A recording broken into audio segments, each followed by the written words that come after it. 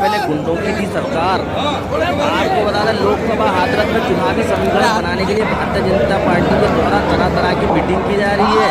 आज भारतीय जनता पार्टी के द्वारा युवा सम्मेलन के जरिए युवाओं को साधने का पूरा प्रयास किया गया है। युवा सम्मेलन में पहुंचे भारतीय जनता पार्टी कैबिनेट में जल शक्ति मंत्री स्वतंत्र देव सिंह के द्वारा विधानसभा इजलास में युवा सम्मेलन को संबोधित किया। इस दौरान भारतीय जनता पार्टी के द्वारा 2024 के लोकसभा चुनाव में सरकार की योजनाओं के जरिए चुनाव में जीत के दावे किए गए। युवा सम्मेलन में पहुंचे भारतीय जनता पार्टी के कैबिनेट मंत्री स्वतंत्र देव सिंह के द्वारा अपने संबोधन में विपक्ष पर जमकर हमला बोला। जल शक्ति मंत्री के द्वारा अपने संबोधन में कहा गया कि 2014 से पहले गुंडों की सरकार थी, जहां देश भर में गुंडाराज अराजकता का माहौल था।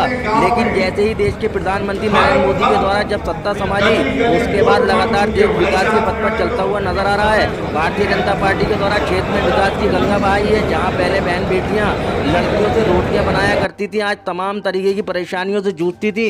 लेकिन मौजूदा समय में तमाम तरह की योजनाएं चलाकर सरकार के द्वारा देश को प्रगति के पथ पर लाकर खड़ा कर दिया। ABL 24 न्यूज़ से अलीगढ़ ब्यूरो चीफ दिलशाद सैफी की खास रिपोर्ट। अपने हाथरस लोकसभा के युवा मोर्चा के सम्मेलन में हम सबके बीच में मुख्य अतिथि के रूप में उत्तर प्रदेश सरकार में कैबिनेट मंत्री, जल शक्ति मंत्री आदरणीय स्वतंत्र देव सिंह जी और भारतीय जनता पार्टी के जनाब कसमकस के बाद आज राहुल गांधी मैदान में आ गए रायबरेली। देखिए, राज्य के अंदर देश के अंदर आपने 14 के पहले की स्थिति देश में देखा है और 17 के पहले राज्य में क्या थी आपने देखा है, स्वयं देखा है। 14 के पहले बम फटते थे, श्रीनगर में बम फटते थे, ताज होटल में बम फटते थे, संसद में बम फटते थे, काशी में बम फटते थे, अयोध्या में बम फटते थे।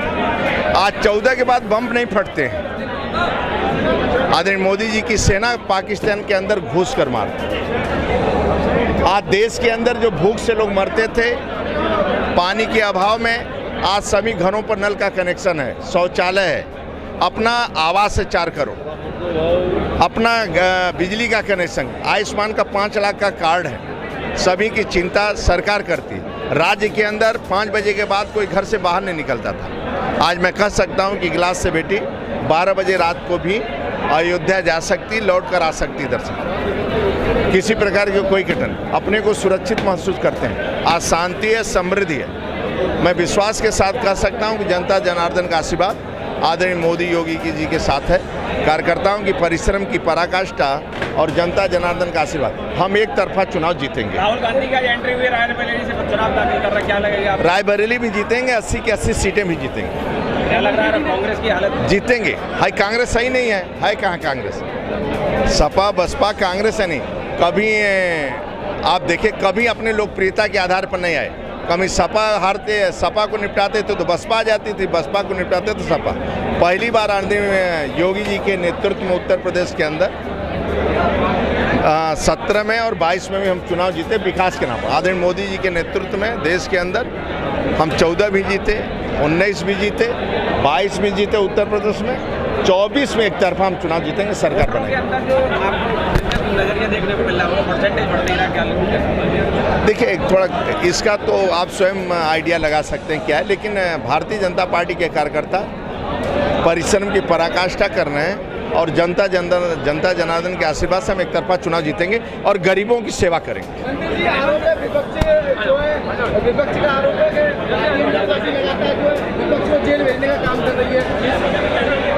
कहाँ किसको जेल भेज रहा है? भारतीय जनता पार्टी नेता बना, भारतीय जनता पार्टी रात दिन परिश्रम करती है और जनता की सेवा करती है।